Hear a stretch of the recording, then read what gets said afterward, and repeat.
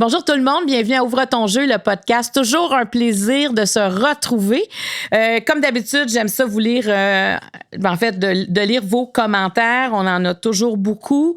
Puis dites-vous aussi que les commentaires que vous écrivez en dessous des différentes publications et des différents réseaux sociaux, ça fait écho aussi chez les autres qui vous lisent. Et ça, c'est intéressant. Retournez voir le fil de commentaires. Vous allez voir souvent, il y a des gens qui vont même vous répondre. Et ça, j'aime ça parce qu'on dirait que Ouvre ton jeu, ça crée une communauté d'échange et une communauté aussi très respectueuse. Et ça, je suis très fière de lire tous ces commentaires qui sont toujours porteurs. Souvent, vous osez aussi vous confier, partager des choses de l'ordre de l'intime. Alors, merci. Et merci à tout le monde d'avoir un respect aussi sur les différentes pages. On apprécie grandement. On a Joanne qui parle de l'épisode avec Kim Ross et elle dit « Bravo! Elle rayonne et savoure la quarantaine. À l'aube de mes 70 ans, je réalise que j'ai vécu toute ma vie à la défense des autres, aux besoins des autres, voir les solutions pour les autres et qu'il est grand temps pour moi de jeter les gants. On peut ressentir ce besoin à tout âge. Maintenant, je me dépose. » Merci, Kim. Ça, c'est toute une leçon de vie. C'est une jeune femme de 40 ans parle d'elle et que ça fasse écho chez quelqu'un d'une autre génération, quelqu'un qui a 70 ans. Moi, je trouve ça extraordinaire. Moi, quand on parle de l'intergénérationnel, je trouve toujours qu'on n'a pas besoin de le dire. On a seulement à être, à parler et prendre ce qu'on a de besoin, peu importe quel âge a la personne qui nomme les choses. Et ça, Joanne, elle nous en donne la preuve. Cynthia dit « J'ai découvert ton podcast il y a quelques semaines. J'ai presque passé au travers tous les épisodes. C'est une véritable thérapie. C'est intéressant tout ce qu'on peut découvrir à propos des personnalités publiques qu'on croyait connaître. Cela nous en apprend sur eux, mais nous fait nous poser des questions en même temps. Ouvre ton jeu fut une belle découverte pour moi. » Ben merci. Merci beaucoup. Et je crois quand même que les invités qui viennent ici, des fois, je les trouve assez courageux de venir partager leur vie, des moments des fois plus difficiles avec autant de liberté. Mais à quelque part, je pense que de venir ici maintenant, ils ou elles le savent, que ça a un impact chez les gens. Et souvent, d'autres podcasts ont même eu un impact sur eux ou sur elles. Alors c'est un mouvement, c'est une danse entre nous tous. Et effectivement, c'est souvent des leçons de vie qu'on apprend comme à travers quelqu'un qu'on connaît un peu. Et ça facilite les liens. On fait ce podcast-là grâce à nos partenaires qui nous permettent de l'offrir gratuitement. Évidemment, vous pouvez aller sur Patreon. Patreon, vous pouvez avoir le podcast une semaine à l'avance sans aucune publicité. Il y a différents niveaux. C'est un lieu où le Patreon, c'est payant. Alors, vous pouvez vous rendre sur Patreon et vous faites « Ouvre ton jeu ». Vous allez voir les différents niveaux et les différents prix qu'on offre. Et vous pouvez aller une semaine plus tard sur toutes les autres plateformes comme entre autres YouTube, Spotify, Apple Podcasts, Balado. Les Ouvre ton jeu sont toujours là, seront toujours gratuits grâce, entre autres, à Karine Jonca. Karine Jonca est partenaire depuis le début du podcast. Karine Jonca est présente dans plus de 1000 pharmacies au Québec où elle vend des produits cosmétiques. Disons qu'elle a fait son nom. Ça fait plusieurs années qu'elle est présente et elle vous offre 15 % de rabais si vous vous rendez sur son site Internet pour faire des achats en ligne. Et le code promo est tout simplement « Ouvre ton jeu ». 15. Même chose pour Eros et compagnie. On a même le niveau Eros et compagnie. Et c'est fou comme ce niveau-là, le niveau rose, nous permet de parler soit de sexualité, de sensualité, de nudité, mais avec beaucoup d'aisance. J'étais stressée par ce niveau-là au début. Je ne sais pas si ça va faire peur à certains invités. Pas du tout. Il y a vraiment une ouverture et je trouve ça bien intéressant de vivre ça avec chacun des invités. Et Eros vous offre 15 % de rabais et le code promo est ROSE15. Donc, vous vous rendez sur leur site Internet. Je vous rappelle qu'on a aussi Optoréseau comme partenaire et vous pouvez les retrouver. Là, ils sont un peu partout au Québec. Ils ont 86 cliniques indépendantes. Alors, vous allez les reconnaître parce qu'ils ont la bannière Opto réseaux. Évidemment, le Marie Club aussi, qui est l'espace mieux-être, qui est la plateforme qu'on a mis en place il y a presque plus d'1 an et demi déjà, qui a déjà des milliers de membres. Alors, si ça vous tente de joindre cette communauté virtuelle, mais qui se rassemble le 27 septembre prochain à l'espace Saint-Hyacinthe, où le thème, c'est choisir d'être au cœur de sa vie. Alors, nous serons plus de 1000 personnes. Et si ça vous intéresse, parce que c'est aussi un espace virtuel, rendez-vous sur marieclaude.com. Vous allez voir, toutes les informations sont là pour le Marie Club. Et sur les abonnements annuels, on vous offre 15 % de rabais avec le code promo CLUB 15. Évidemment, j'ai une équipe extraordinaire. Caroline Dionne à la coordination, David Bourgeois à la mise en ligne, Jonathan Fréchette à la création numérique, Étienne Collard à la captation et Jérémy Boucher aux réseaux sociaux. Aujourd'hui, c'est une rencontre que j'avais très hâte de faire, que j'ai failli faire l'hiver dernier, mais ça n'a pas fonctionné dans l'horaire. C'est un Français, il s'appelle Jarry. Jarry a 6 millions de personnes qui le suivent sur les réseaux sociaux.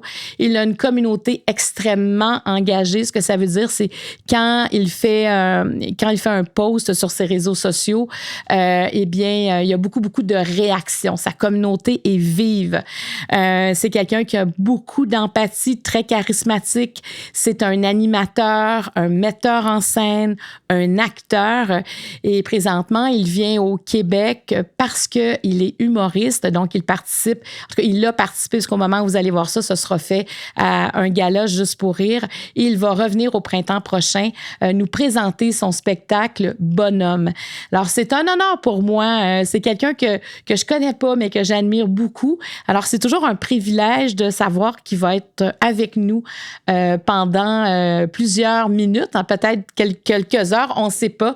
On va le laisser arriver. À partir de maintenant, j'ai envie de vous dire, place à Jarry. Je me voyais papa et du coup, je me dis, OK, donc cette sexualité que je n'ai pas choisie, qui m'est imposée par la vie, fait que je ne vais pas être papa. Et à 33, 34 ans, je me suis dit, il va falloir que je devienne papa parce que sinon, il n'y a plus de sens. Je trouvais que le droit de transmettre, le droit de... Ah là là, mais pourquoi ça m'émeut autant ? Le droit d'ouvrir une porte quand tu rentres chez toi et d'entendre juste une voix qui dit papa.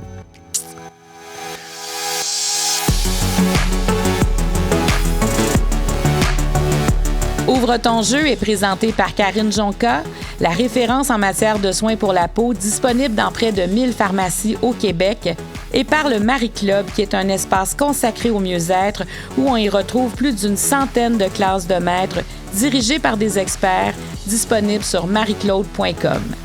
Les jeux de table Ouvre ton jeu original et l'édition couple sont disponibles partout au Québec et sur randolph.ca.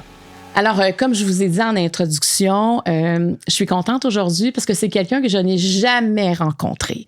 Et c'est rare que ça arrive et à chaque fois, ça me met dans un état de curiosité très, très avancé. Ça m'excite beaucoup de découvrir un nouvel humain.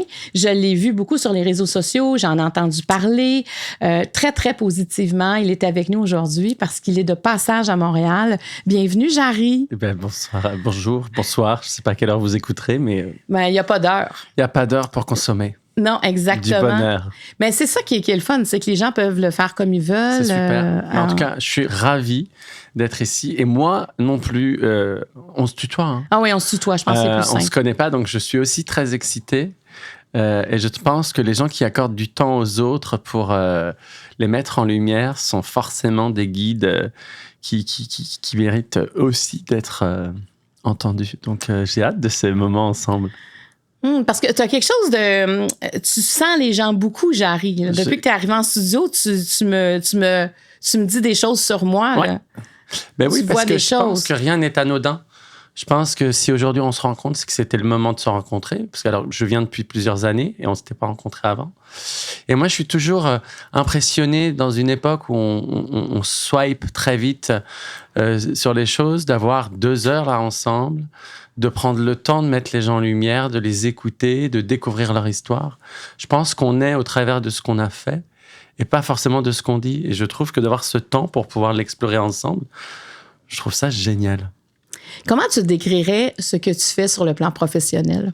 Moi, je suis un amoureux des gens. Je pense qu'on passe beaucoup trop de temps à pointer du doigt ce qui nous oppose, nos différences, alors que je pense qu'il y a 99,9% de choses qui nous attirent et qui font qu'on peut vivre ensemble. Et j'ai l'impression qu'on ne laisse que la parole aux extrêmes aujourd'hui, que la grande majorité silencieuse n'a même plus envie de se battre pour faire entendre un autre point de vue.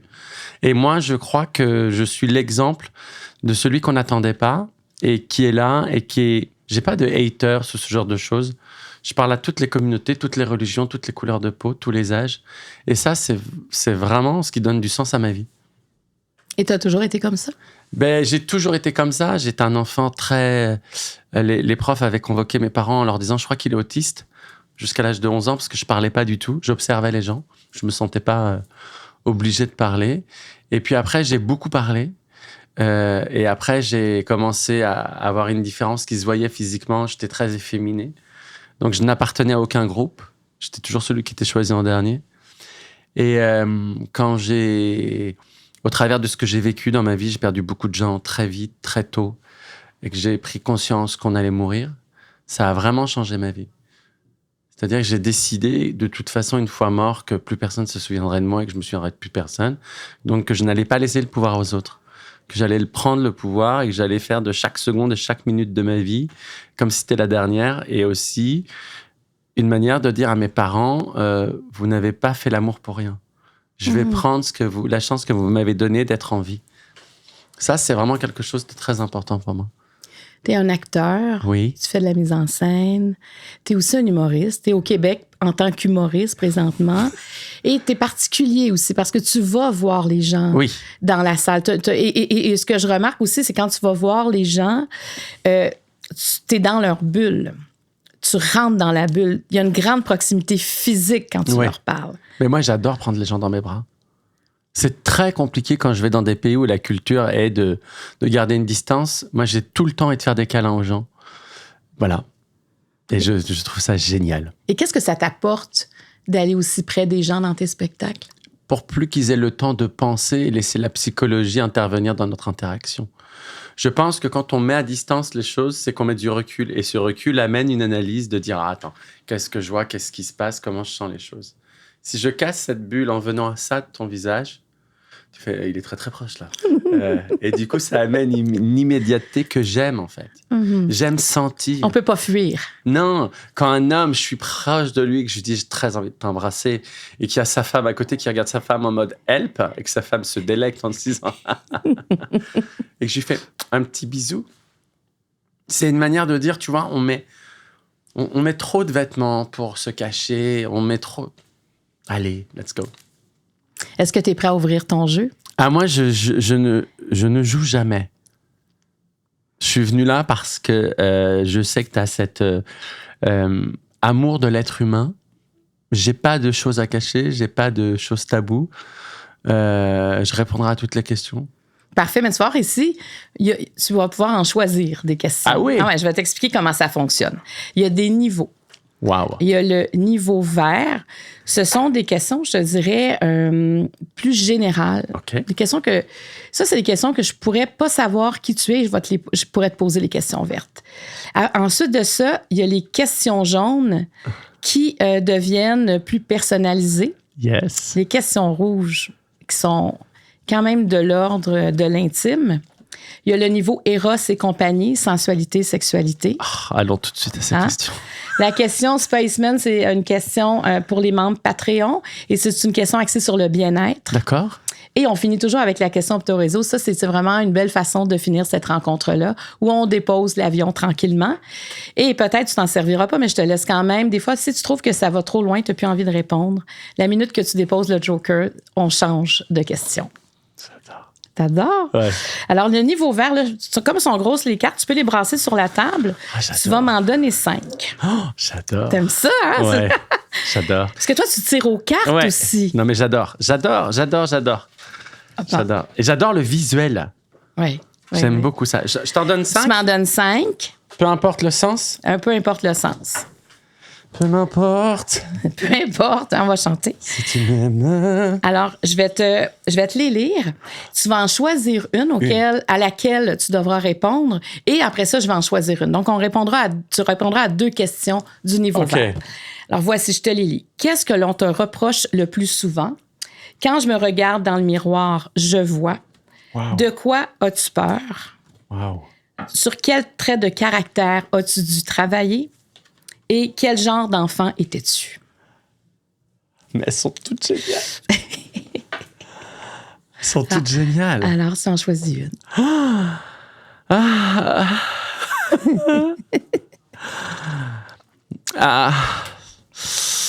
Mais c'est très dur. C'est quoi ton chiffre préféré?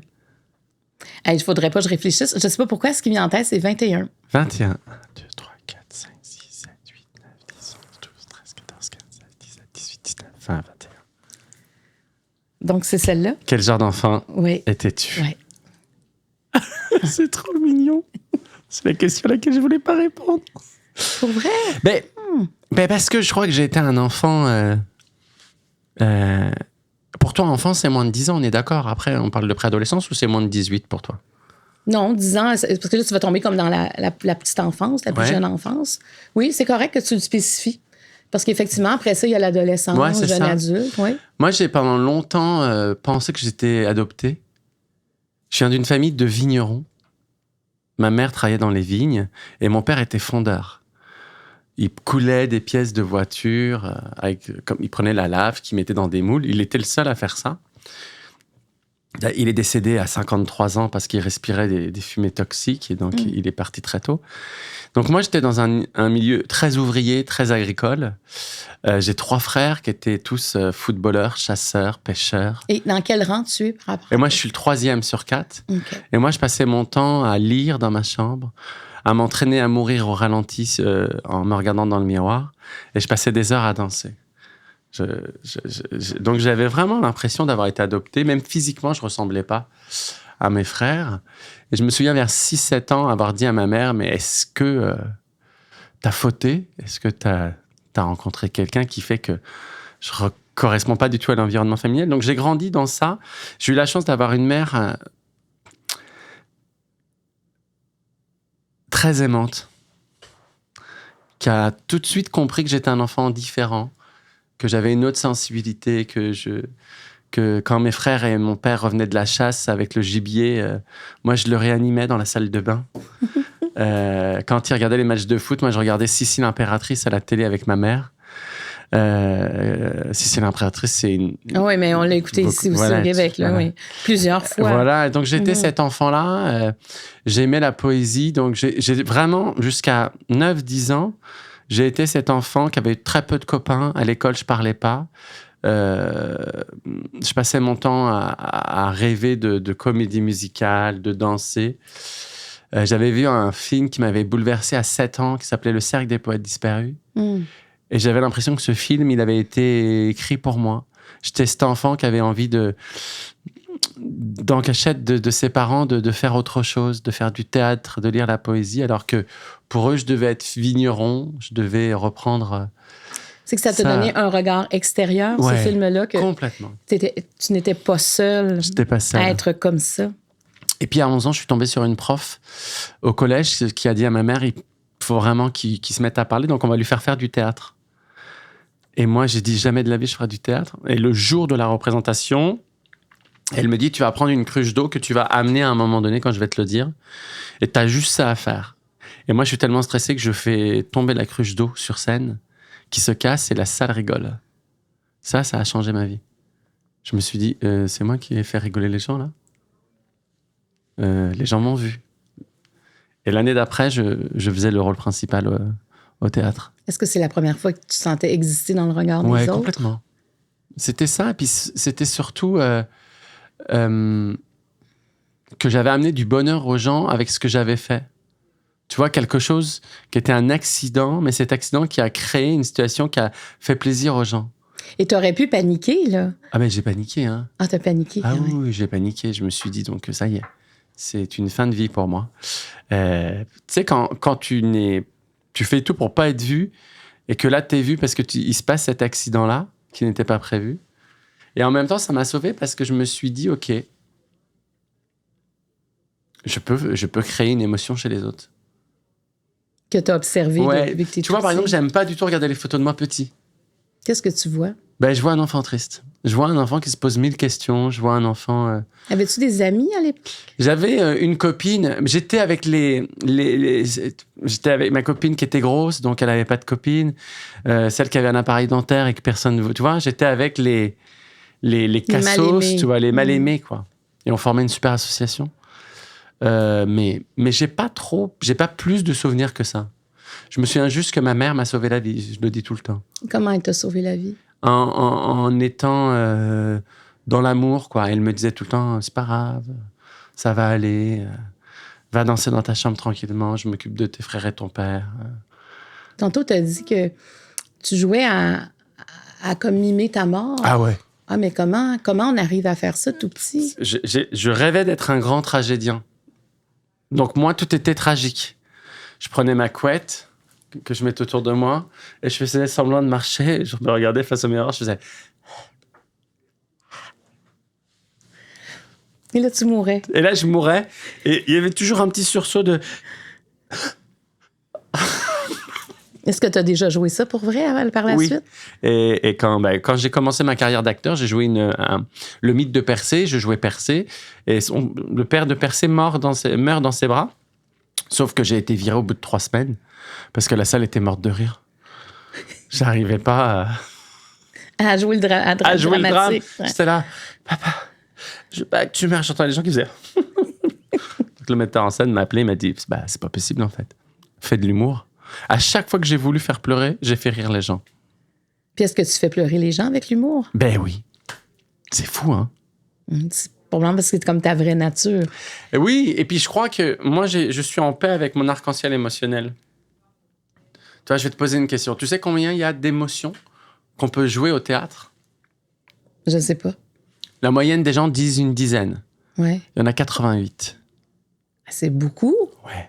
Et moi, c'est beaucoup de subtilité. Voilà. Et moi, j'aime bien, tu vois, dans ma vie, aller mettre en lumière ces subtilités. C'est comme le rond des émotions qu'on voit se décliner, là. Exactement. C'est là que tu en as 88 dans le fond. Exactement. Tu as les couleurs primaires, puis après, tu as toutes les couleurs. Oui. Et c'est génial de pouvoir maîtriser.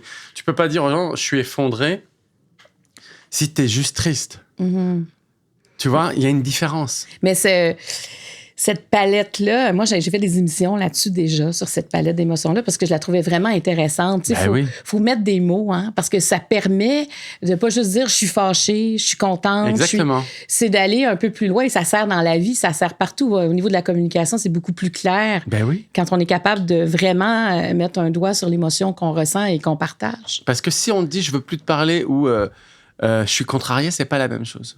Non, t'as raison, c'est ça. Donc, toi, t'as travaillé là-dessus. Ah oui. Parce que souvent, les gens ils disent non, c'est bon, je veux plus te parler, alors qu'ils ont juste besoin de 3 minutes pour revenir derrière en disant bon. Et donc, il faut faire attention à ce qu'on dit, parce qu'on ferme des portes. Et à quel âge tu t'es senti faisant partie de plus grand que toi? Faisant partie de plus grand que moi. C'est-à-dire faisant partie d'un groupe. Arrêter de te sentir différent. Ah, je crois que je me sens toujours différent aujourd'hui. Tu te sens encore différent? Sauf sur scène. Ah oui, hein? Ouais, qui est le seul endroit, et je dis tout le temps ça, où j'ai l'impression de fêter mon anniversaire. Moi, la scène, c'est vraiment... tu peux pas être dans plus d'intimité qu'en venant me voir sur scène.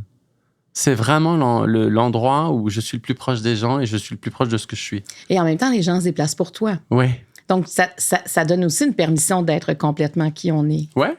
Mais même quand je suis arrivé il y a 5 ans ici, que j'ai commencé à faire les premiers galas que les gens ne me connaissaient pas, ils disaient juste le maudit français, j'étais très libre d'être qui tu es. D'être qui je suis. Et du coup, les gens ici m'ont dit, mais c'est génial parce qu'on n'a pas ça chez nous. On n'a pas ce genre d'humour, on n'a pas... La première fois que je me suis assis sur un homme qui était en plus... qui faisait comment vous appelez pas du miel, mais du sirop d'érable? Du sirop d'érable. Parce que je l'ai vu qu'il était un peu costaud et tout. Et je lui dis, qu'est-ce que tu fais? Il me dit, je fais du sirop d'érable. J'ai adoré. Je lui dis, mais j'adore, c'est tellement sensuel. Est-ce que t'en mets sur ton corps et tout? Je pense qu'il avait jamais croisé un homme qui lui avait dit ça dans sa vie. Et il a commencé à rire et du coup, ça m'a fait vibrer. Et je lui ai dit, je sens ta puissance. Il y avait sa femme à côté, elle est décédée tellement elle rigolait. Mais j'ai aimé cet accueil-là, tu vois. J'ai aimé qu'on pousse des portes et que je sois pas là au service d'un texte, mais que je casse ce 4e mur vraiment. Oui, parce que tu es empathique aussi. Oui, mais trop. Trop, ça veut dire que tu sens trop les gens? Ça me fait tout le temps souffrir. Tu vois, si je sens que quelqu'un ne m'apprécie pas, ça me fait de la peine. Puis, est-ce que c'est ta perception ou la personne te le dit? Parce que si c'est un hypersensible, des fois, c'est juste la sensation. Souvent, je vais le verbaliser. Je vais lui dire, je sens qu'il y a une distance. Souvent, chez certains hommes, tu vois, qui sont pas clairs et qui me disent, oui, mais j'ai pas envie que tu rentres dans une séduction avec moi. Et je lui dis, mais tu sais, tu peux être homosexuel sans avoir envie de coucher avec tous les hommes.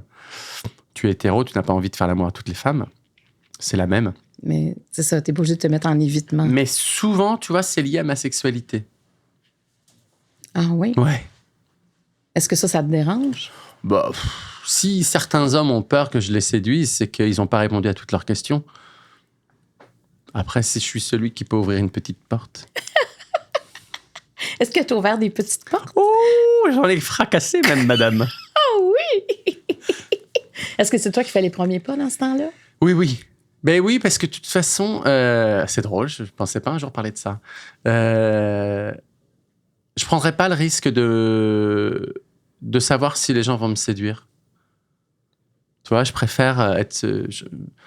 J'ai pas de souvenir d'avoir été dragué. Souvent, les hommes me disaient, ou les femmes, parce qu'avant, j'ai connu les femmes jusqu'à 27 ans. Je m'en excuse encore. Les malheureuses. Quand même. Je pense qu'elles se sont ennuyées avec moi, tu sais. Mais pourquoi jusqu'à 27 ans?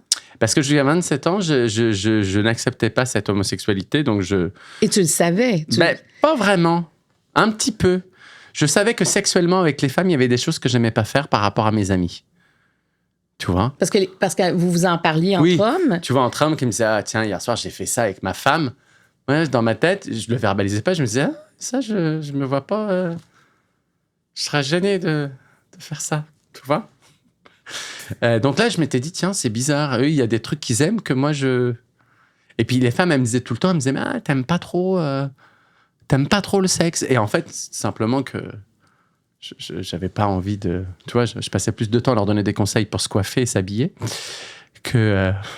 Mais t'avais quand même des indices. Est-ce que des hommes te courtisaient? Je les ai pas vus à l'époque. En fait, la folle histoire qui m'est arrivée, c'est que j'étais avec une femme depuis 3 ans et elle me dit, soit on fait un enfant, soit on se marie. Et moi, je dis, waouh, je me vois pas du tout papa. Je dis, si tu veux, on se fiance. Donc, on décide de se fiancer et on invite son frère qui est légionnaire, donc qui est un courant de l'armée française, mais où ils viennent jamais. Donc, je l'avais jamais rencontré. Et la veille de nos fiançailles, je couche avec son frère. C'est comme ça s'est passé comme ça. Et là, je comprends. C'est ma première relation vraiment avec un homme. Et elle nous surprend le matin. Vois-tu? Et donc, il n'y a pas eu de fiançailles. Ah, il n'y a pas eu de fiançailles? Mais est-ce que ça a été salutaire pour toi que ça arrive à ce moment-là? Non, ça a été très dur pour moi. Ça a été horrible. Parce que d'abord, j'ai vu une femme pour qui j'avais beaucoup de sentiments, très triste. Après, ça restait son frère, donc c'est pas non plus un étranger total. Mais c'était difficile, quoi. Et moi, je me suis dit, mais en fait, j'aime les hommes, quoi. Donc, il fallait accepter aussi la décision. Et qu'est-ce que tu as ressenti à ce moment-là pour te convaincre que tu aimais les hommes, que tu n'avais pas ressenti avant? En fait, j'ai fait ce qu'on appelle un block-out. Si tu me demandes comment ça s'est passé, je suis incapable de m'en souvenir. Mais je sais qu'après lui, je suis retourné avec des femmes et j'ai commencé les hommes. Et après, je me suis dit, mais en fait, je suis tombé amoureux d'un homme avec qui je suis resté pendant quelques années. Et là, ça mettait en lumière tout ce que j'étais. Tu te sentais bien? Je me sentais bien, il n'y avait plus de doute, j'avais envie de faire 1001 projets, je me sentais protégé, aimé, et sexuellement, ça correspondait à ce que j'avais envie. Et tu as commencé à répondre à la question, tu as dit que tu as ouvert des portes aussi. Ouais, je pense que moi j'ai 47 ans, je vais avoir 48 ans le mois prochain. Je viens d'une génération, je viens de la campagne française où on parlait jamais d'homosexualité. Moi j'ai découvert qu'il y avait des homosexuels, je crois que j'avais 18-19 ans. Et on m'a jamais parlé de cette possibilité-là. Donc c'est vrai qu'aujourd'hui quand je vois des jeunes où je sens qu'il y a une possibilité qu'ils soient gays et qu'ils ont du mal à le verbaliser, je le verbalise à leur place. Je leur dis, je pense, tu t'es déjà posé la question de est-ce que tu es gay ? Et si il y a deux solutions, soit ils me disent non, je crois pas, je dis bah ok, de toute façon c'est pas grave. Hein. Et s'ils me disent oui, je pense, mais je sais pas trop comment répondre à cette question, j'aime engager le dialogue. J'ai pas envie qu'ils perdent du temps, j'ai pas envie qu'ils aillent dans des lieux glauques pour savoir si c'est leur sexualité. J'ai envie qu'ils le fassent avec quelqu'un qui va les respecter. Moi j'ai connu des lieux de drague en France qui étaient des endroits très très glauques. Parce que c'était caché. Donc, ouais, aujourd'hui, j'aurais envie que ce soit plutôt joli et que ce soit un bon souvenir. Mais je pense que les femmes ont connu ça à une époque, tu vois, où on se posait pas la question du consentement, ce genre de choses, tu vois. Quand je pose la question à mes copines aujourd'hui qui ont 50 ans, beaucoup te disent, ma première fois, c'était pas bien. Mm-hmm. Ma première fois, c'était... c'est pas un bon souvenir. Enfin, je sais pas si tu es d'accord avec ça. Ben absolument, parce que je pense que les femmes se sont aussi libérées sexuellement. Ouais. Tu sais, d'accepter, elles aussi, d'avoir du plaisir. C'est ça. D'être capable de dire, ben moi, j'ai pas eu d'orgasme, ou moi, c'est ce que j'aime. Tu sais, de nommer les choses et pas juste vouloir comme que l'autre ait du plaisir. C'est ça. C'était tabou longtemps. Ça a été tabou. On n'en parlait pas carrément. Il y a plusieurs femmes qui je pense, qui l'ont jamais su, d'ailleurs, qu'elles pouvaient avoir du plaisir. Non, c'est un peu ce qu'on a vécu, tu vois, au tout début, quand l'homosexualité... Je rappelle jusqu'en 1980, c'était une maladie mentale en France. Elle est sortie des maladies mentales en 1980. On ne parle pas de 100 ans, on parle de... Non. Donc, moi, je suis né en 77. Donc, c'était compliqué de l'assumer, de le dévoiler... Mais c'est bien parce que tu es comme un accélérateur pour d'autres. Oui, moi, il y a beaucoup de gens aujourd'hui qui me disent j'avais mis mon fils à la rue, puis j'ai commencé à vous voir à la télé en France et je me suis dit qu'en fait, c'était possible d'être accepté, aimé. Et voilà. Donc, je pense que quand on ne connaît pas, des fois, ça génère des peurs qui font qu'on peut avoir des comportements extrêmes. Alors que moi, je n'ai pas été mis à la porte de chez moi. Je le vis très bien. Puis c'est qu'une manière de faire l'amour, l'homosexualité. C'est pas...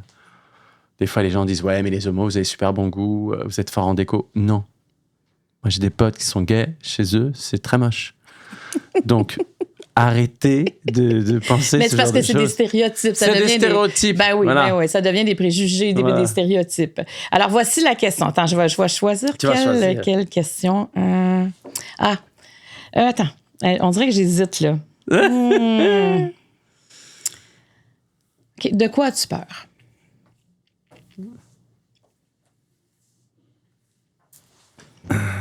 J'ai peur de mourir et de me dire que j'ai pas fait tout ce que j'aurais dû faire et j'ai mis trop de si dans ma vie.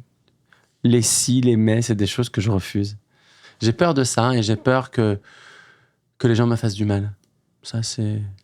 Est-ce qu'on t'a déjà fait du mal? Ah oui. Ah oui. Tu sais, quand je dis me faire du mal, c'est...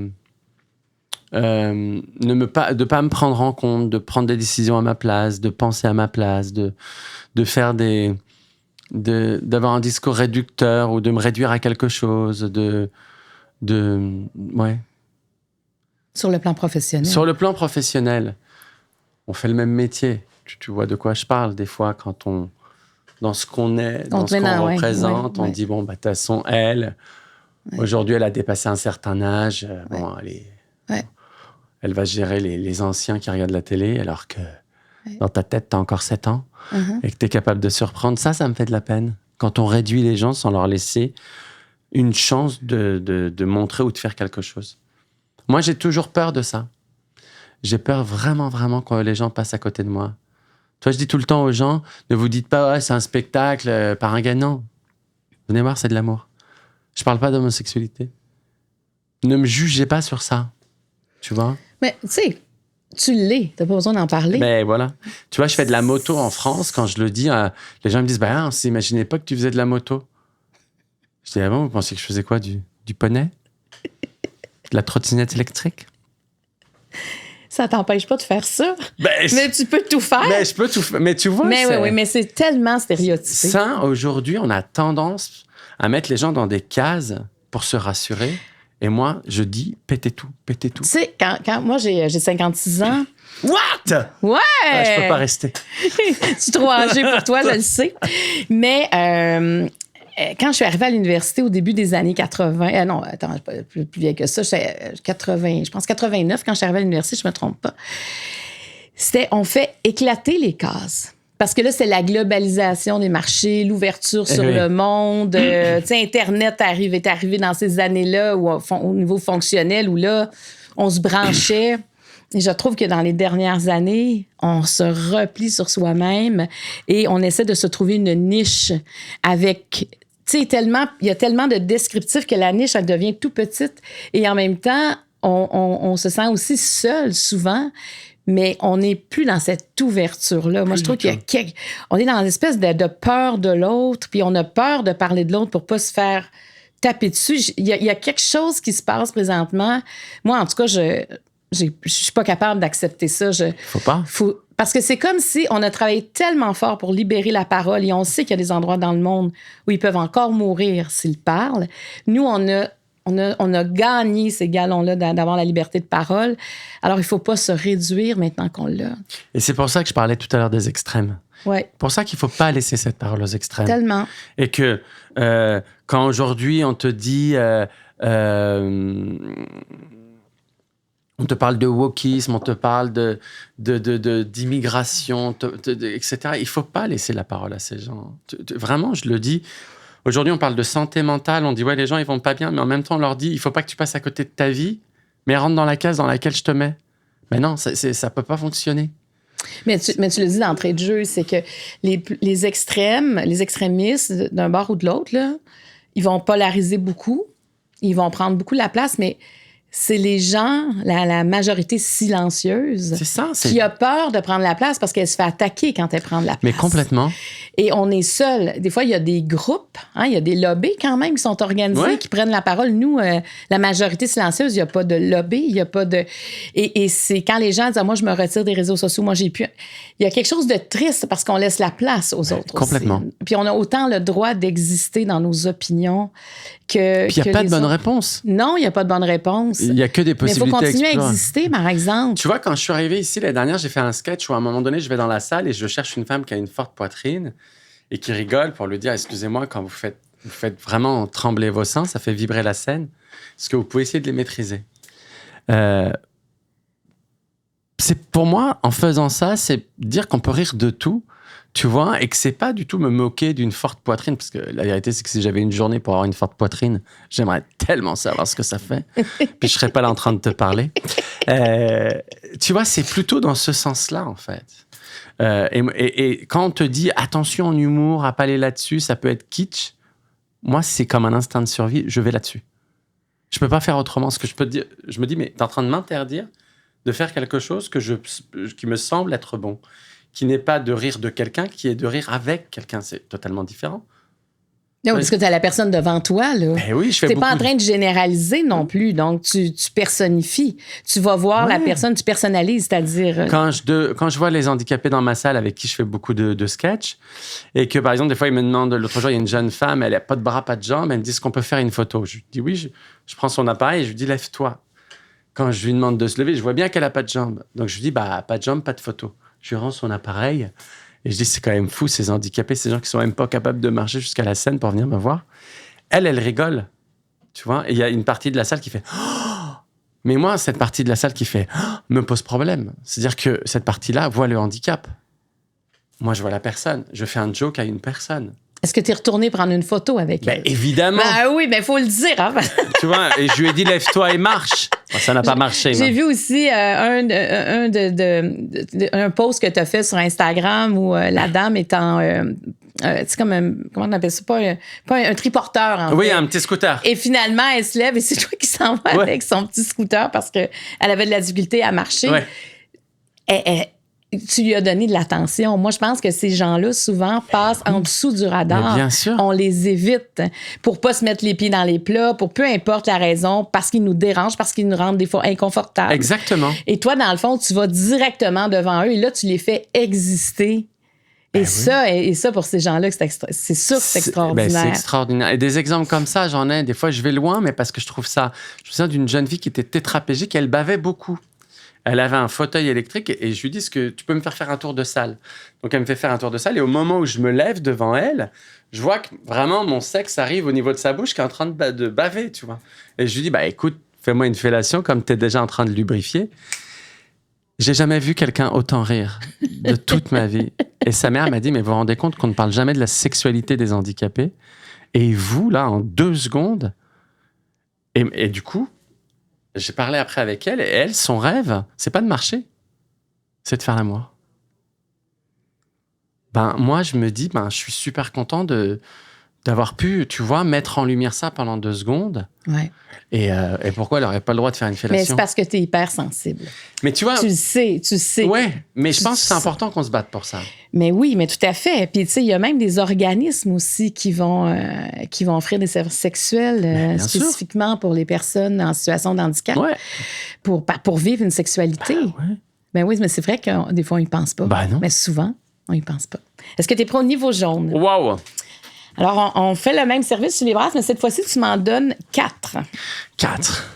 Je t'en donne 4. 1, 2, 3 et 4. Merci. Je te les lis, tu en choisis une. À ce niveau-ci, j'en choisis une autre. Après ça, j'en choisirai plus. Qu'est-ce que la paternité t'a apporté ou t'a apporté? Quel est le plus grand legs de ton père? Tu vois, ça se personnalise. Quel est ton rapport avec la mort? Et qu'est-ce que tu n'as pas reçu de ta famille et qui t'a manqué?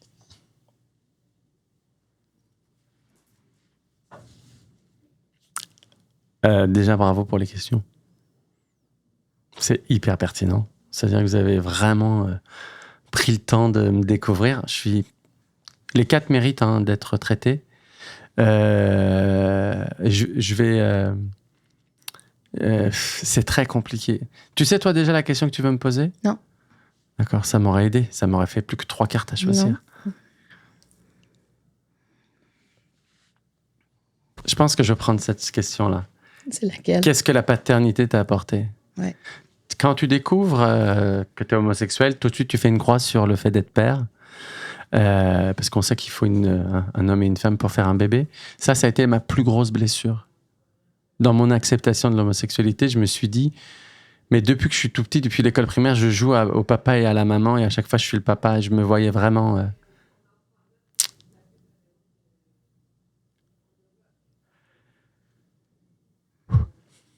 Pardon. Mais... Oula, mais qu'est-ce qui se passe?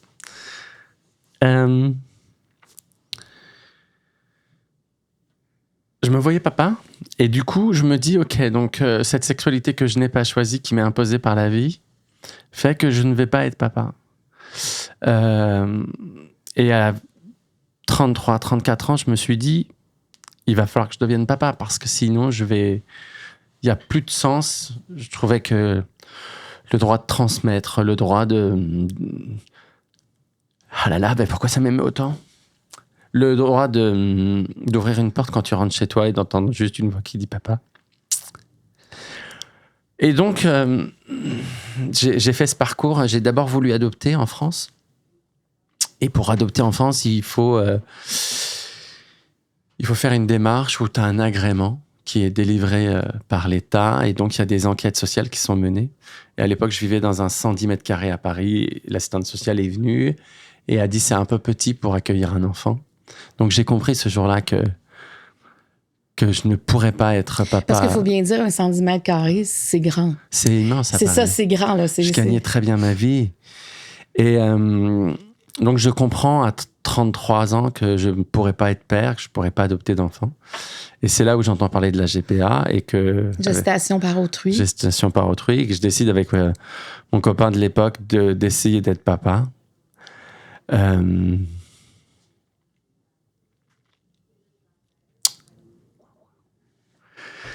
Je sais pas si le décalage fait que je suis très ému, mais je suis très ému. Et je deviens, enfin, je deviens papa. Après 1 an et demi d'enquête sociale, je l'ai fait aux États-Unis, donc, où on me pose des questions que je pensais même pas un jour devoir répondre avant même d'être père.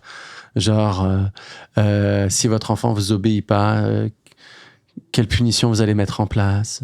Si votre enfant ne vous aime pas, quelle va être votre réaction? Si votre enfant a une maladie incurable, quelle sera votre réaction? Et moi, je voulais juste être père. Je me disais, mais on ne pose pas ces questions-là aux hétéros. Ces familles où ils vivent dans 30 mètres carrés, qui ont 8 enfants, qui sont à peine habillés. Pourquoi moi, je dois répondre à des questions comme ça? Et en fait, tout ça, c'était une suite d'injustices. Le fait de ne pas pouvoir adopter, le fait d'être homosexuel, c'était très compliqué. Et puis, grâce à Dieu, j'ai pu avoir un petit garçon et une petite fille.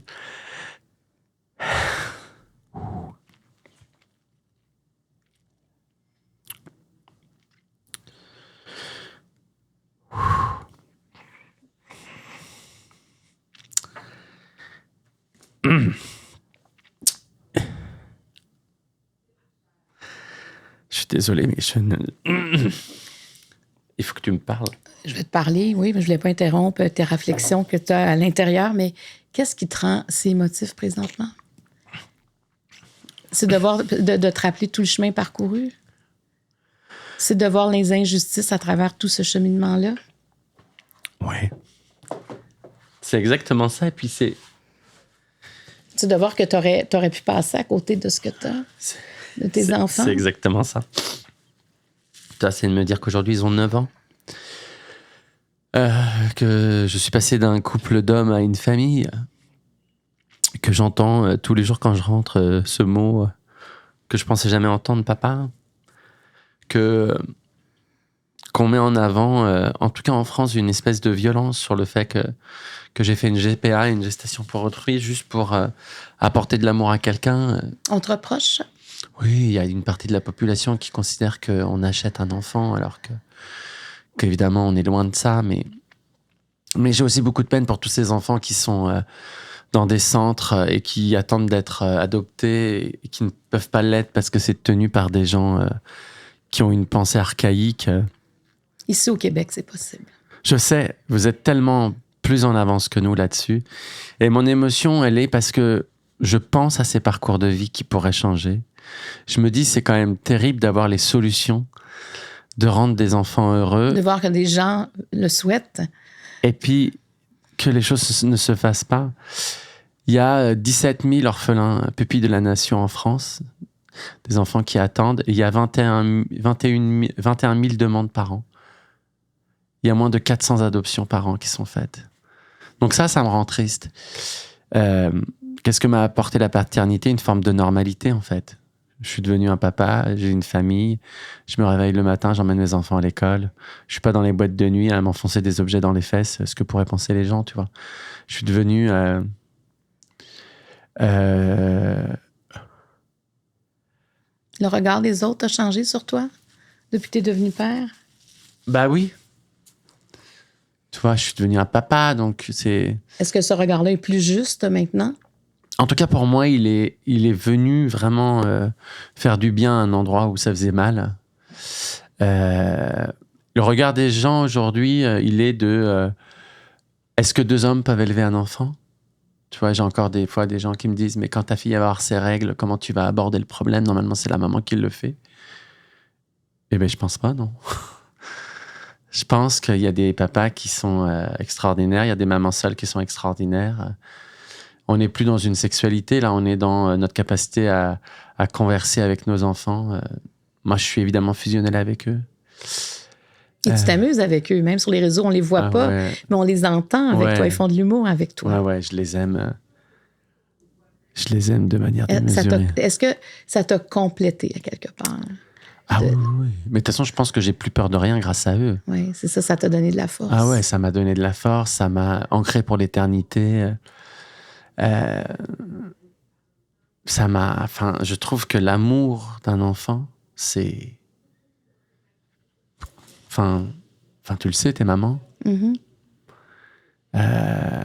Non, c'est pour ça que j'ai pris cette question, parce que N'empêchez pas les gens d'aimer, quoi. N'empêchez pas les gens de donner de l'amour.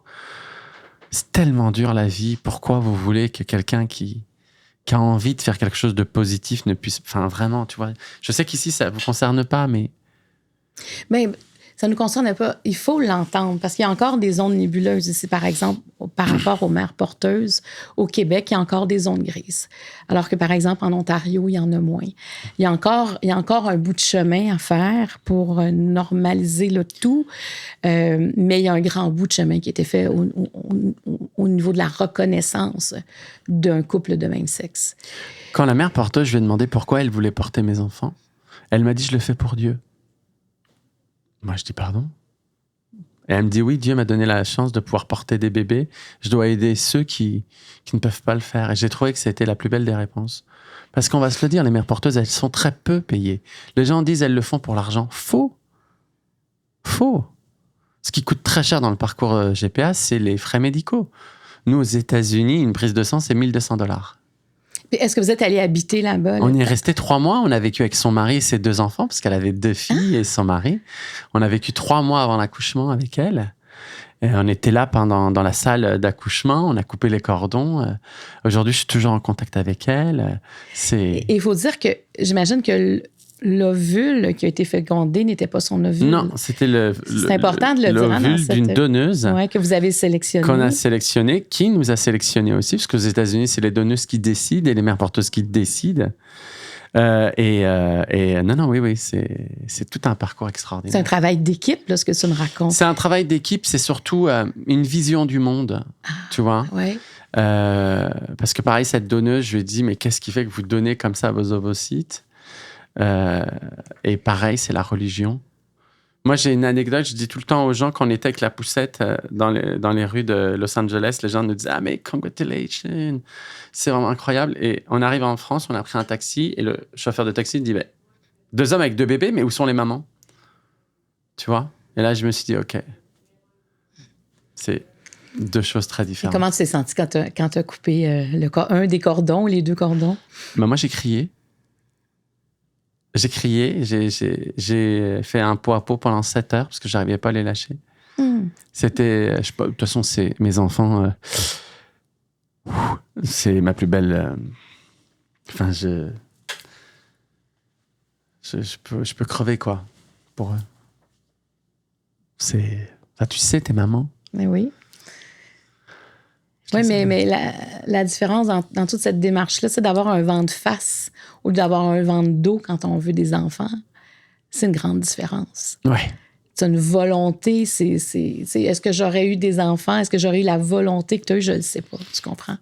Parce que faut aller au-devant. Il y a quelque chose. Puis il faut que tu changes de pays pour avoir tes enfants. C'est incroyable là, comme démarche. Moi, je ne pouvais pas vivre sans ça. Mais c'est ça, tu es allé au bout. Ici, ça en fait partie. Ouais. Il n'y a pas eu de si. Tu es allé jusqu'au bout dans cette démarche-là. C'est ça. C'est ça. C'est une grande démarche. La question que je vais choisir, Jarry, quel est le plus grand legs de ton père? On va pleurer. Hein. Leg, c'est qualité, c'est ça? Ce que vous appelez leg? Oui, qu'est-ce qui t'a laissé? Oui, la qualité. Souvent, les gens. Ce qui m'a laissé? Oui. C'est pas financier, là, on s'entend. Non. C'est pas je pense que ce que m'a laissé mon père, peut-être pour expliquer aux gens, j'ai un lien très compliqué avec mon père. Il était vraiment très différent de moi. Je pense que j'étais tout ce qu'il détestait, il était tout ce que je n'aimais pas. Puisqu'il était chasseur, pêcheur, footballeur, etc. J'étais tout l'opposé de ça.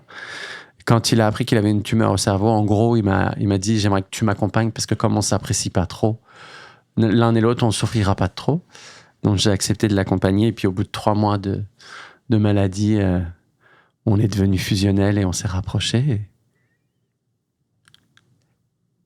Et j'ai compris pourquoi on avait du mal à se connecter. En fait, le mec est humoriste, il passe son temps à pleurer, c'est génial. Youhou! Ce qui m'a laissé mon père, c'est sa mort. C'est la seule chose que j'ai vécue de manière intense. Il est mort dans mes bras, à sa demande. Il voulait pas mourir devant mes frères et ma maman. Et mon père était un homme qui pesait 130 kilos, qui a fini à 60. et qui était sur les dernières semaines dans un coma parce qu'il souffrait beaucoup. Et le jour où il est décédé, la dernière minute, il a réouvert les yeux. Il m'a dit est-ce que je peux mourir? Je lui ai dit oui. Et il s'est éteint dans mes bras. Voilà. Ça m'a fait un bien fou aussi. Je l'ai vu s'en partir très sereinement, très beau. Et ce jour-là, voilà, c'est un des seuls souvenirs que j'ai avec lui, c'est ça. Il m'a juste dit passe pas à côté de toi. Voilà. Et de là, j'ai arrêté, parce qu'à l'époque, j'enseignais, j'ai arrêté l'enseignement et je suis parti dans la carrière de l'acting, etc. Je me suis dit, il y a eu une grande influence dans les derniers mots qu'il t'a dit. Ouais. C'est pour ça que je dis tout le temps aux gens, la vie, quand même, c'est un joli scénariste. Elle nous laisse toujours l'opportunité de dire les choses aux gens si on a envie de la saisir, l'occasion. J'aurais pu lui dire non, je t'accompagne pas. Parce qu'il t'a approché d'une drôle de manière aussi. Tu aurais pu être vexé par ça. Je pense que... Parce que tu l'aimais, ton père. Ah oui. C'est ça. Puis je pense que tout ce que j'ai aujourd'hui, c'est grâce à l'opposition que j'ai eue de lui. Mon père, en fait, a très vite compris que j'étais homosexuel. Et donc, il s'est très vite dit que ça allait être compliqué pour moi et qu'il fallait m'endurcir. Et c'est comme si c'était dit, moi, je vais l'endurcir. Et je pense qu'il a pris un peu ce rôle. Et mon père avait un oncle qui avait été déporté pendant la Seconde Guerre mondiale parce qu'il était homosexuel. Donc, son père lui avait dit toute sa vie, toute son enfance... les homosexuels, on les emmène dans les camps. Donc, il a eu très peur pour moi. Il avait peur, dans le fond. Voilà. C'était de l'amour. Ouais, c'était de l'amour. Mais je le sens, mon père, beaucoup plus présent aujourd'hui que quand il était vivant.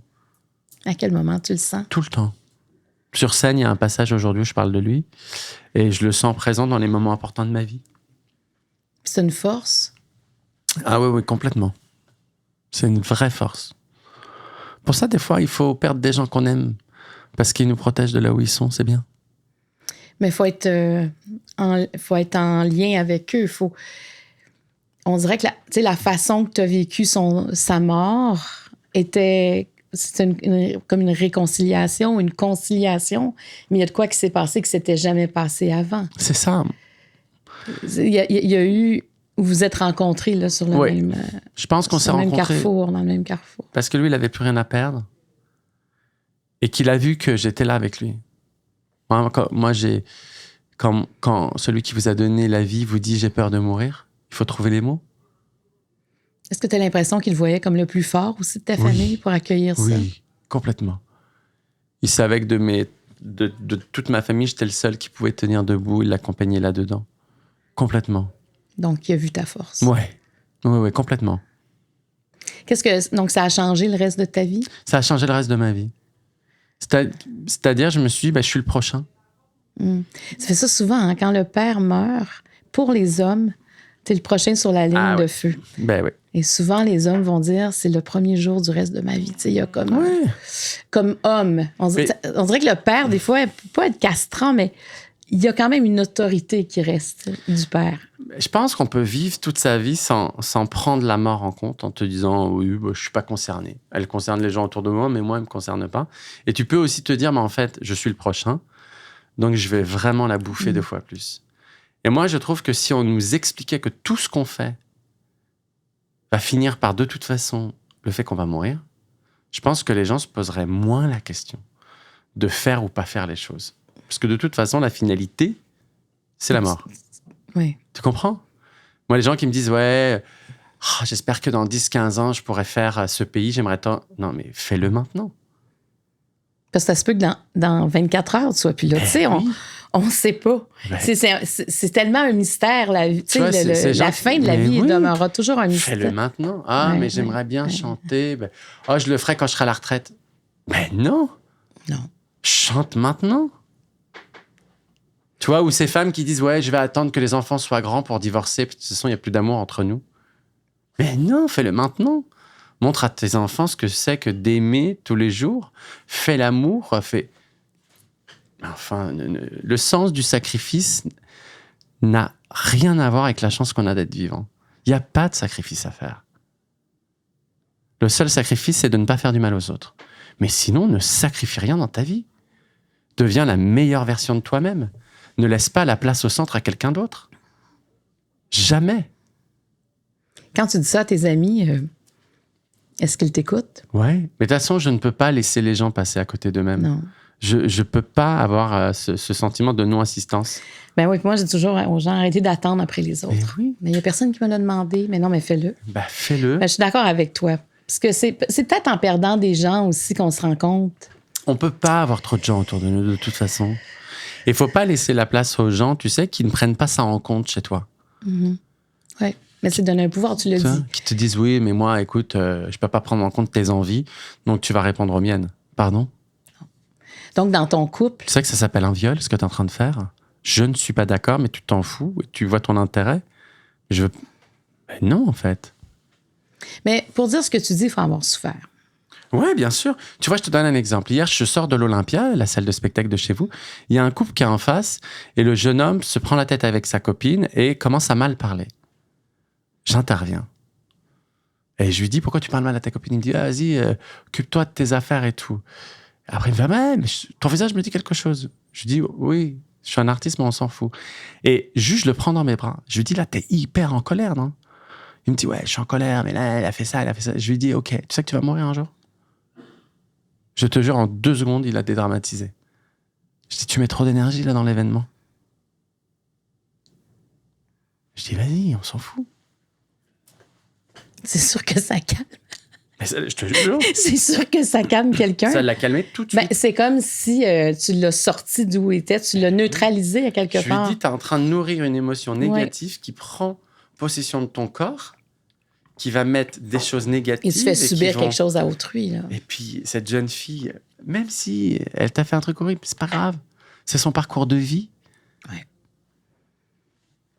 Niveau rouge, j'arrive. Tu m'en donnes 3. 3 Ouais. Sur 4? Ouais. Merci. Et dans ce niveau-là, tu en choisis une et moi, j'en choisis plus. OK. Ah bon, tu peux, hein? Donc, à quel besoin profond ton amoureux répond-il? Sur quel événement de ta vie aurais-tu souhaité que le temps s'arrête? As-tu négligé certains aspects de ta vie? Waouh, les 3 questions sont géniales.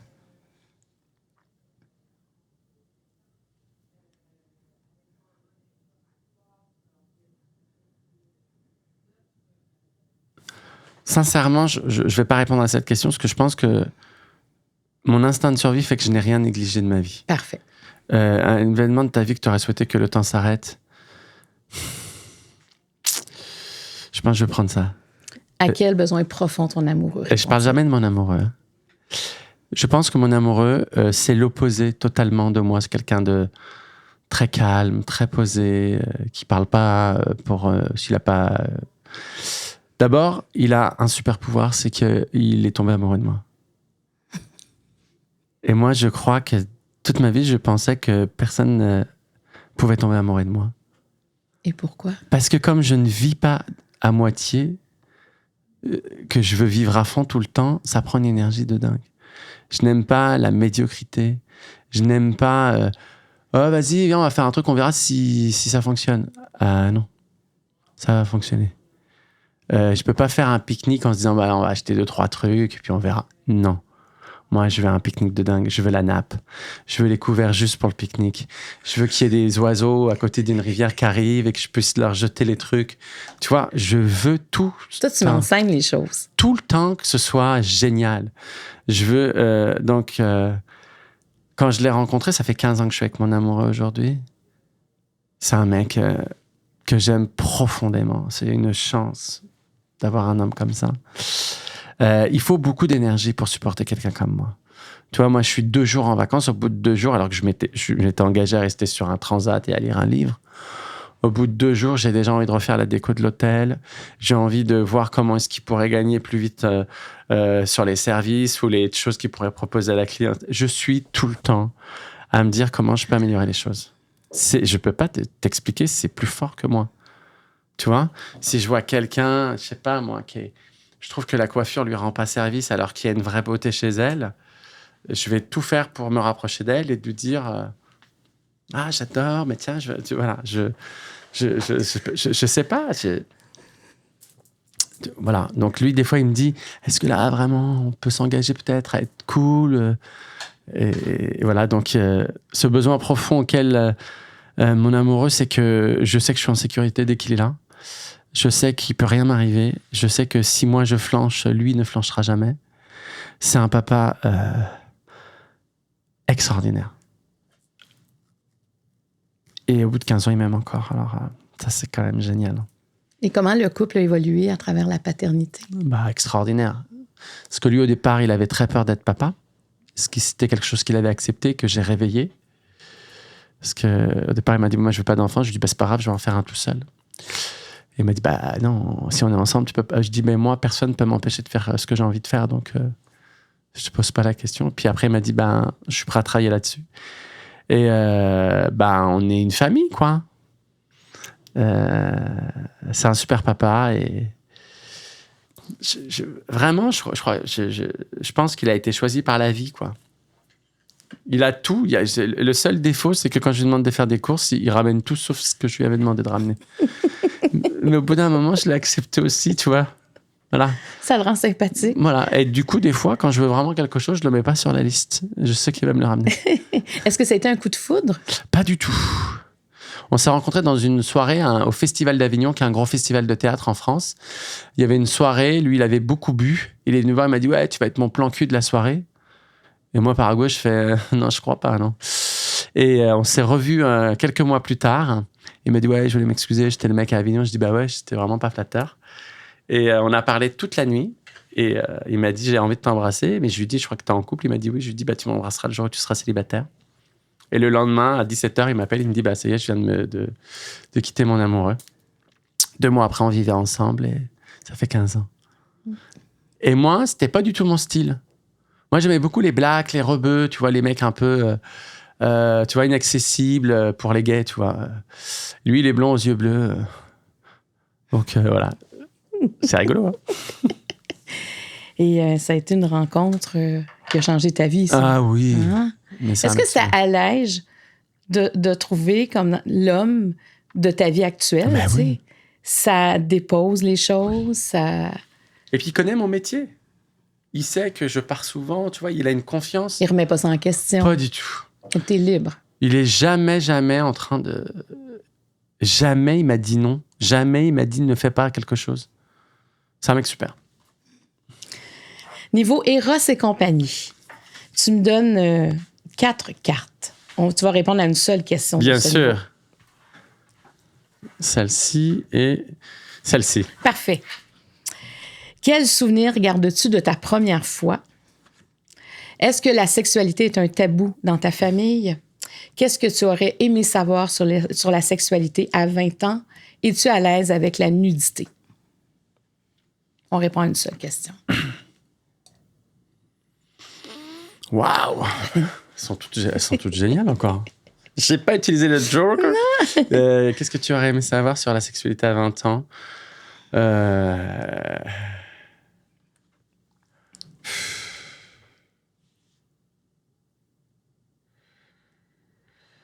Allez. La nudité. Est-ce que tu es à l'aise? Très à l'aise avec la nudité. Je suis pas du tout pudique. J'ai déjà tourné des films en France où on me voit tout nu dedans, sans coque, sans... parce qu'encore une fois, la vie m'a donné ce corps. Il est comme il est. Comme c'est moi qui dois le gérer. J'y mets les contraintes que je veux. Et le regard des autres sur ma nudité ne me pose aucun problème. Est-ce que quand tu es nu devant les autres, oui. Par exemple, quand tu tournes un film ou peu importe, est-ce que c'est un état de liberté que tu ressens? Est-ce que ça change d'être habillé ou pas? Non, je m'amuse plutôt de comment les gens sont gênés. Tu vois? Donc, si je vois quelqu'un est gêné parce que je suis nu, je peux m'approcher de lui, tu vois, en disant « je te sens pas très à l'aise » et faire l'hélicoptère avec mon zizi, par exemple, tu vois. Ça, c'est des choses qui peuvent me faire rigoler. Mais le regard des autres... j'ai compris quand j'étais petit qu'il me blessait. Donc, j'ai décidé de lui retirer toute forme de pouvoir. Comment on arrive à ça? Je pense que, en répondant à la question, qu'est-ce qui est important? Quels regards sont importants pour nous? Moi, le regard qui sont importants, c'est les gens qui m'aiment. C'est le regard de mes enfants. C'est le regard des gens avec qui j'ai décidé de rigoler. Voilà. Sinon, les gens que je ne connais pas, les gens qui ont un rapport professionnel de supériorité avec moi ne m'intéressent pas dans le regard. Voilà. J'aime tout ça. Tout ce que je suis pas le mec le mieux gaulé de la Terre, mais j'ai pas non plus envie de passer ma vie dans les salles de sport pour dire, vous avez vu comment je suis gaulé? Non. Gaulé, ça veut dire musclé? Ouais, moi j'aime bien mon petit bidou. D'ailleurs, j'en fais une blague. Tu vois, moi ça me va en fait. Mais est-ce qu'il y a eu beaucoup de travail pour arriver à ça? Est-ce que tu as consulté pour arriver à ça? Alors, j'ai fait, moi, un travail de EMDR. Je ne sais pas si vous connaissez ici. Est-ce que c'est avec les yeux? Alors, sauf que là, c'était avec des électrodes dans les mains. Okay, j'ai travaillé sur des choses. J'ai trouvé ça extraordinaire. Je suis un passionné de psychanalyse. J'adore Lacan. Freud moins, mais vraiment Lacan, j'aime beaucoup. Et encore une fois, comme je te dis, mon but dans ma vie, c'est de me faire du bien. Donc, j'ai un pouvoir de résilience qui est assez puissant, puisque quand j'ai décidé que quelque chose n'existait plus, ça n'existe plus. Voilà. Donc, quand je décide que le regard de l'autre n'a pas de puissance sur moi, il n'a pas de puissance. Parce que, tu sais, moi, je lis beaucoup de témoignages parce que suite à ce qu'on est en train de faire, Ouvre ton jeu, il y a beaucoup de commentaires. Ouais. Et c'est toujours des commentaires très constructifs parce que des fois, c'est des leçons de vie qu'on apprend. C'est comme des chemins rapides pour comprendre parce que c'est par l'expérience humaine. Et ce qui revient souvent, c'est le regard des autres qui empêche les gens d'avancer. Complètement.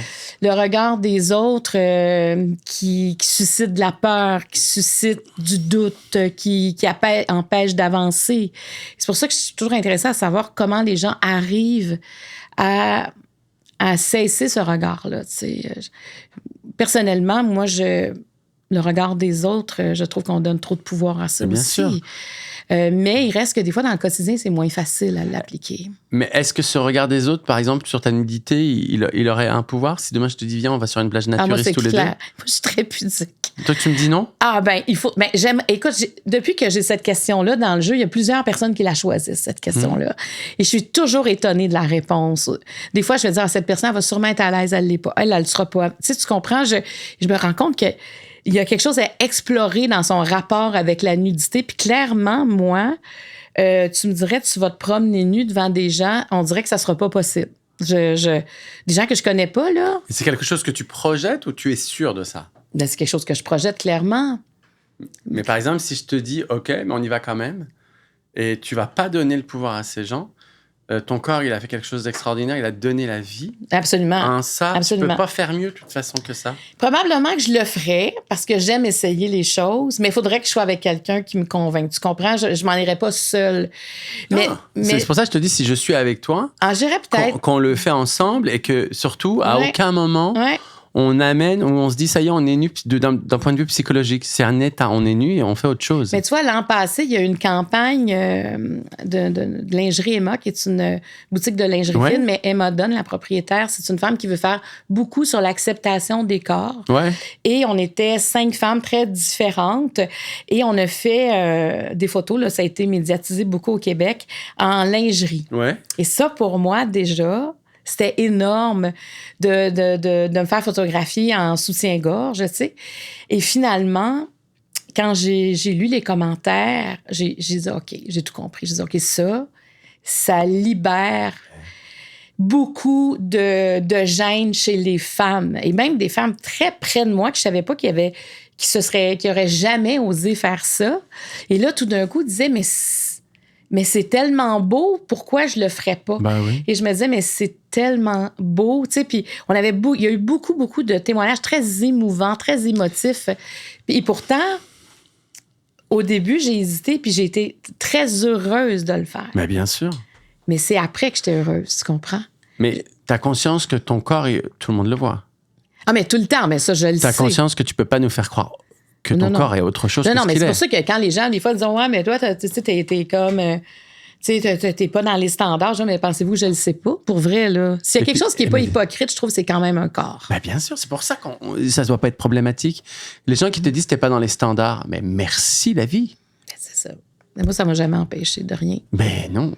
Au contraire, je trouve juste que ça... Puis surtout dans le métier, on est exposé. Je trouve qu'il y en a beaucoup qui vont qui vont dire ben écoute, j'aime ça comment tu t'habilles, t'es fière. Moi, j'ai abandonné parce que je me trouve trop grosse. Puis je te ben c'est parce que c'est vous, là. Tu sais, c'est ton corps, c'est toi. Tu peux pas abandonner qui que t'es non plus. Il faut que tu sois bien, là. Tu sais, on fait un bonne tout. santé, tu vois. Mais des fois, un commentaire de quelqu'un, une personne, ça démolit. Mais c'est parce que les gens, ils ont, tu vois, c'est là où je dis, attention, vous avez envie d'être démoli. Si vous donnez de l'importance à ce commentaire, c'est que vous avez quelque part envie de mal vous traiter. Oui. C'est que quelque part, il y a quelque chose en vous, de vous, qui dit, cette personne-là, elle a raison. Donc ça, non. Parce que ça vient, encore une fois, moi je crois beaucoup en ça. Je pense que quand on envoie à son cerveau tous les jours une bonne nouvelle, des choses positives, on est dans le positif. Oui, puis il faut prendre soin de son corps. Oui. Tu sais, quand moi, j'aime beaucoup la crème, là, j'aime ça. Là, tu sais, moi, je suis très... comment on dit ça en français? En tout cas, tu sais, je veux dire, je prends soin de ma peau.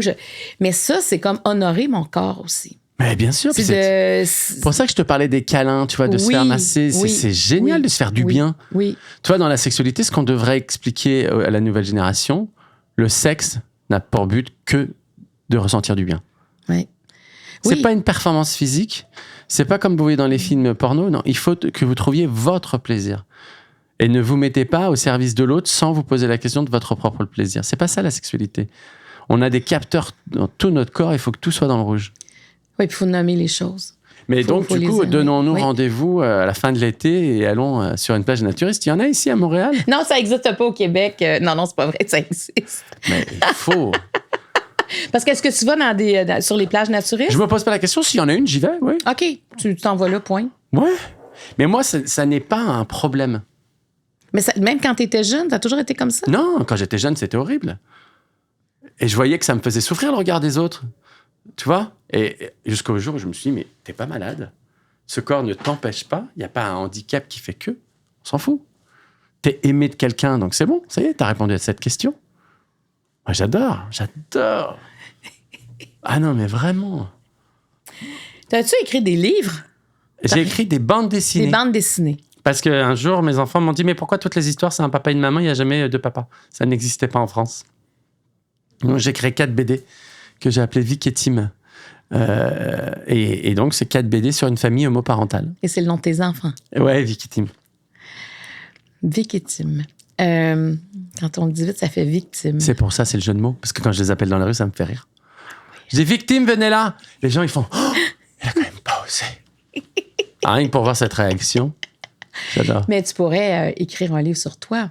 Je pense que c'est quelque chose que je ferai le jour où j'aurai envie que cette histoire ne m'appartienne plus. Mais j'y suis encore attaché. Mais c'est vrai que c'est ça, écrire aussi. C'est donner son histoire aux autres. Ouais. Mais j'ai encore envie qu'elle m'appartienne. Est-ce que tu es prête à répondre à la dernière question? Oui. La question Opto Réseau. Quand tu regardes dans le rétroviseur de ta vie, que souhaiterais-tu dire au jeune Anthony? Ah, c'est une bonne question. Je dirais dire au jeune Anthony... Parce que c'est ton nom. C'est mon prénom. Ton prénom. Ouais. Je dirais que... accepte de tomber plein de fois et écoute bien ce que les choses te racontent à chaque fois. Je pense que des fois, on se dit, allez, vas-y, oublie. Non, oublie pas. Fais-en une force. Ce qui arrive, ne le mets pas dans un truc en te disant, tu sais, ouais, j'ai vécu un moment difficile. Bon, bah, allez, oublie-le. Demain, ça ira mieux. Non. Ne l'oublie pas, au contraire, fais-en une force. Fais que les jours où tu vas être confronté à des choses, tu vois, qui vont venir t'ébranler, souviens-toi que tu as traversé ça et que tu en es ressorti plus fort. Ça, je pense que c'est vraiment ce que je lui dirais. Est-ce que quand tu penses à ce jeune-là dont tu ne veux pas voir les photos, comme tu as dit tantôt, est-ce que tu aurais envie de le serrer dans tes bras, cet enfant-là? Oui. Ah oui, complètement. Mais de toute façon, je pense que le rôle d'un parent, c'est vraiment de donner de l'amour, quel que soit l'âge. Toi, on se dit pas assez qu'on s'aime. Les gens disent tout le temps, bah oui, j'ai attendu le dernier moment. Mais non, mais vas-y, dis-le.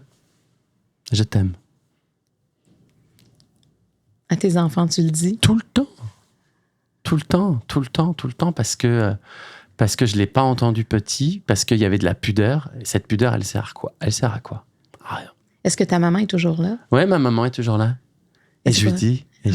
C'est quoi ta relation avec ta mère? Ah, ma mère, c'est une femme extraordinaire. C'est une femme qui qui est née aussi dans un milieu agricole, qui voulait être costumière de spectacle et son père lui a dit non, tu resteras au cul des vaches. Donc elle a renoncé, elle a eu 4 garçons, donc elle a élevé. Toute sa vie, elle l'a donné aux autres. Donc je peux pas, tu vois, ne pas être à la hauteur des sacrifices qu'elle a fait.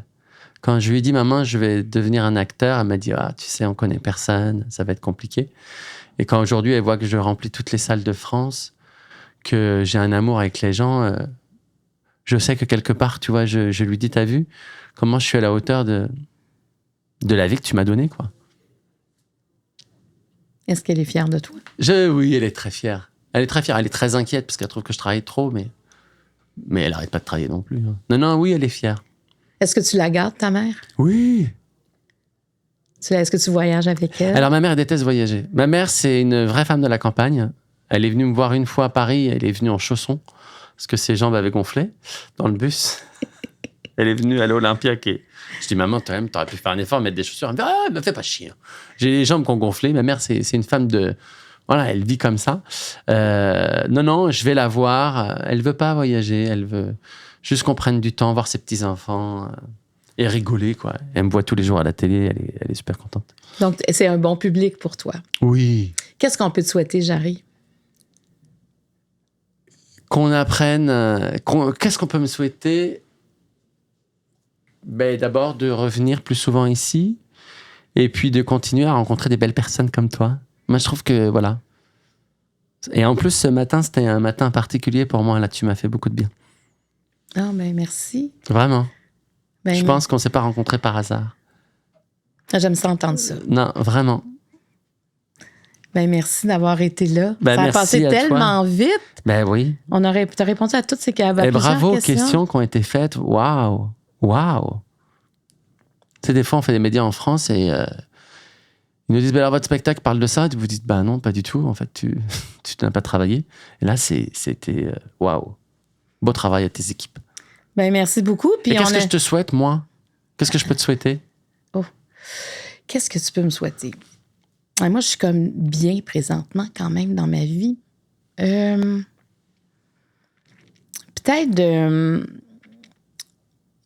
d'un peu moins travailler à quelque part.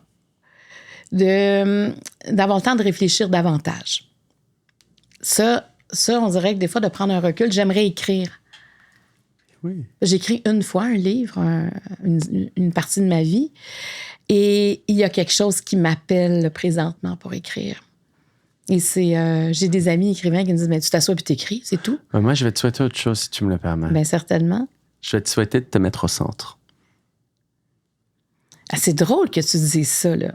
Parce que le 27 septembre, on a une journée spéciale les abonnés, pour les gens qui sont abonnés au Marie Club. Et le thème, c'est choisir de se mettre au cœur de sa vie. Je suis absolument là-dedans. Est-ce que je te souhaite, moi? Ah, là, c'est un devin, mon cher Jarry. Mais oui, parce que et j'en ai parlé avec Christophe Fauré, qui est un psychiatre français. On a fait un webinaire sur se choisir. Et c'était pas anodin. Et ça fait écho sur plusieurs. Ouais, et sur moi aussi. Parce que, tu sais, des fois, la vie nous offre tellement de choses. Oui, mais bien sûr. Et de savoir qu'est-ce qui me convient là-dedden, c'est aussi difficile que quand, tu sais, il y en a des gens, moi, j'ai rien. Non, mais quand tu as des options, il faut quand même que tu choisisses en fonction de toi. Mais c'est tout ça. Tu vois, écrire fait partie des choix que je dois faire pour me remettre au centre de ma vie. Exactement. Hey, tu me fais parler, j'adore ça. Merci beaucoup, Jarry. Merci à vous, vraiment. Merci beaucoup. Et merci à tout le monde d'avoir été là. Ça a été vraiment... On a découvert quelqu'un ensemble. Et je sais, il y en a beaucoup d'Europe qui nous écoutent. On les embrasse la francophonie. Aussi. Alors, on vous embrasse. Puis merci parce que là, on a reçu quelqu'un de chez vous. Bye-bye tout le monde au prochain podcast. Cet épisode était présenté par Karine Jonca, la référence en matière de soins pour la peau au Québec, et par le Marie Club, qui est un espace consacré au mieux-être. Les jeux de table Ouvre ton jeu édition originale et édition couple sont disponibles partout en magasin et sur randolph.ca.